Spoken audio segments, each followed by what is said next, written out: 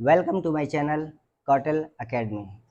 Today we are going to study about present continuous tense. What is present continuous? Present continuous tense is used for an action that is going on at the time of speaking. Present continuous tense is used for an action that is going on at the time of speaking. Present continuous tense वो वाक्य होते हैं जिनमें काम का जारी रहना पाया जाता है। कब? जब हम बात कर रहे होते हैं। जैसे मैं पढ़ा रहा हूँ, तो मैं बोल भी रहा हूँ और पढ़ा भी रहा हूँ। तो बोलते वक्त कोई काम अगर जारी है तो वो प्रेजेंट कंटिन्यूस टेंस होता है। जैसे आप पढ़ रहे हैं, मैं बोल रहा हूँ और आप पढ़ रहे हैं, तो इसको हम प्रेजेंट कंटिन्यूस टेंस कहते हैं। प्रेजेंट कंटिन्यूस का स्ट्रक्चर क्या होता है? Subject plus is am are plus verb में आईएनजी प्लस ऑब्जेक्ट। इज कहाँ आता है? अगर आपका सब्जेक्ट ही, सी, इट और सिंगुलर है तो आप इसका यूज करेंगे। एम आप आई के साथ यूज करेंगे और यू, वी, दे और प्लूरल के साथ में आप आर का यूज करेंगे। उसके बाद वर्ब में आईएनजी लगाकर ऑब्जेक्ट लगाना है। जैसे हम कोई एक वाक्य लेते हैं, मैं स्कूल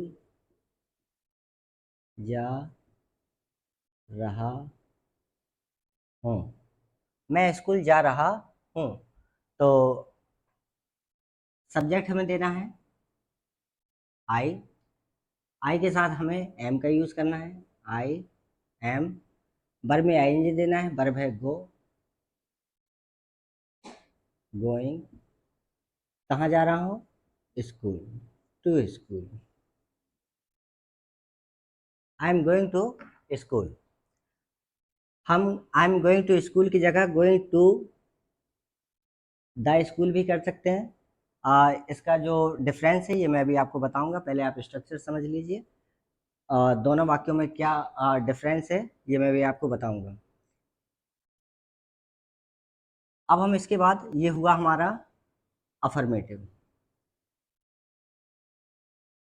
इसके बाद हम अपना नेगेटिव देखेंगे। मैं स्कूल जा रहा हूँ, इसका नेगेटिव मैं स्कूल नहीं जा रहा हूँ। तो जो नेगेटिव वाक्य होते हैं, नेगेटिव वाक्य में जो भी हेल्पिंग वर्ब आती है, हेल्पिंग वर्ब अपनी क्या है? Is, am, are. किसी वाक्य में डू डज आती है, किसी में डिड आती है, किसी में हैज हैव आती है, तो इन्हें हेल्पिंग वर्ब कहते हैं। अगर आपको नेगेटिव बनाना है, बस इस हेल्पिंग वर्ब के बाद में आपको नॉट रख देना है, तो वो आपका नेगेटिव में चेंज हो जाएगा। तो आई एम, इसके बाद आप नॉट लगा दीजिए। I am not going to school. I am not going to school. अब हम इसके बाद ये हमारा क्या हुआ? नेगेटिव। अब हम इसके बाद देखेंगे सिंगल इंटेरोगेटिव। सिंगल इंटेरोगेटिव क्या होते हैं? सिंगल इंटेरोगेटिव इंटेरोगेटिव होता है कि ये दो प्रकार के होते हैं, सिंगल इंटेरोगेटिव और डबल इंटेरोगेटिव। पहले हम पढ़ेंगे सिंगल इंटेरोगेटिव। सिंगल इंटेरोगेटिव वो वाक्य होते हैं जिनमें प्रश्न पूछा जाता है और ये प्रश्न क्या से शुरू होते हैं, और इनके आंसर जब आप देंगे तो यस या नो में इनके आंसर जाते हैं। जैसे क्या तुम पढ़ रहे हो, तो इसका आंसर हाँ या ना में जाएगा, हाँ मैं पढ़ रहा हूँ। या हम ये भी कहेंगे नहीं मैं नहीं पढ़ रहा हूँ, तो हाँ या ना में इनके आंसर जाते हैं। इस प्रकार के प्रश्नों को हम सिंगल इंटेरोगेटिव कहते हैं। सिंगल इंटेरोगेटिव बनाने के लिए आपको कुछ नहीं, कोई भी टेंस हो, किसी भी प्रकार का वाक्य हो, आपको उस वाक्य की हेल्पिंग वर्ब जो हो आप उसके पहले लगा दीजिए। तो यहाँ अपनी हेल्पिंग वर्ब एम है, एम को अगर अपन पहले लिख देंगे एम आई, तो इसका मतलब लिख लेगा क्या मैं। सिंगल इंटेरोगेटिव में जो हिंदी में क्या लिखा रहता है उसकी अंग्रेजी नहीं बनाते हैं, व्हाट नहीं लिखेंगे, हम सीधे हेल्पिंग वर्ब को पहले रख देंगे एम आई। तो इसी का मतलब लिख लेगा अपना क्या मैं। क्या मैं स्कूल जा रहा हूँ? Am I going to school. ये हुआ अपना सिंगल इंटेरोगेटिव। अब इसके बाद हम देखें single interrogative negative. Am I not going to school, क्या मैं स्कूल नहीं जा रहा हूँ? ये हुआ सिंगल इंटेरोगेटिव नेगेटिव। अब हम देखेंगे डबल इंटेरोगेटिव। डबल इंटेरोगेटिव वाक्य क्या होते हैं? डबल इंटेरोगेटिव में प्रश्नवाचक शब्द बीच में आता है। जैसे मैं स्कूल क्यों जा रहा हूँ, तो क्यों हमारा कहाँ आया? वाक्य के बीच में। अब अगर आपका डबल इंटेरोगेटिव है जिसमें क्या, क्यों, कैसे, ये WH टाइप वर्ड जो होते हैं प्रश्नवाचक शब्द, ये अगर बीच में आ रहे हो तो इनकी अंग्रेजी हम सबसे पहले बनाते हैं। मैं स्कूल क्यों जा रहा हूँ, तो क्यों की अंग्रेजी हम सबसे पहले लिखेंगे वाई। ठीक। और वाई के बाद आप सिंगल इंटेरोगेटिव बना दीजिए तो आपको वो डबल इंटेरोगेटिव हो जाएगा। Why am I going to school, why am I going to school. इसके बाद ये तो हुआ अपना कौन सा? Double interrogative. अब हम देखेंगे डबल इंटेरोगेटिव नेगेटिव। तो आपको कुछ नहीं करना है। Why am I not going to school, why am I not going to school. ये हुआ अपना डबल इंटेरोगेटिव नेगेटिव। ठीक। तो इस प्रकार के 6 वाक्य आपके बनेंगे। Affirmative, negative, single interrogative negative, double interrogative negative. ये जो फॉर्मेट है ये आपको हर प्रकार के वाक्य में आप इसको इस्तेमाल कर सकते हैं और आप अफर्मेटिव बना सकते हैं, नेगेटिव बना सकते हैं, सिंगल इंटेरोगेटिव, क्योंकि सभी में यही फॉर्मेट चलेगा, चाहे वो आपका प्रेजेंट टेंस हो, चाहे वो पास्ट टेंस हो, चाहे वो फ्यूचर के टेंस हो।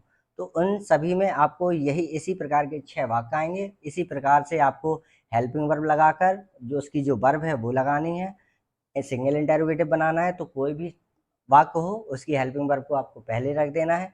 तो इसी प्रकार के स्ट्रक्चर को आपको फॉलो करते जाना है। तो आपकी ये सभी प्रकार के जो वाक्य हैं वो आपके बन सकते हैं। अब मैं आपको बता रहा था कि I am going to school, वाक्य ये भी सही है। I am going to the school, वाक्य ये भी सही है, गलत कोई नहीं है। डिफरेंस कहाँ है दोनों में? I am going to school हम तब कहते हैं जब हम एक निश्चित उद्देश्य के लिए जाते हैं। जैसे स्कूल हम अधिकतर किस बात के लिए जाते हैं? पढ़ने के लिए जाते हैं। हॉस्पिटल हम अधिकतर किस लिए जाते हैं? इलाज कराने के लिए। चर्च हम मंदिर किस लिए जाते हैं? पूजा पाठ करने के लिए। तो ये पर्टिकुलर हमारे उद्देश्य होते हैं जहाँ हम इन पर्टिकुलर स्थान पर जाते हैं। तब अगर हम ऐसे स्थानों पर जाते हैं पर्टिकुलर उद्देश्य के लिए, तब हम सीधे टू और वो नाउन लगा देते हैं। जैसे मैं स्कूल जा रहा हूँ तो स्कूल अधिकतर हम किस लिए जाते हैं? पढ़ने के लिए। तो I am going to school कहेंगे।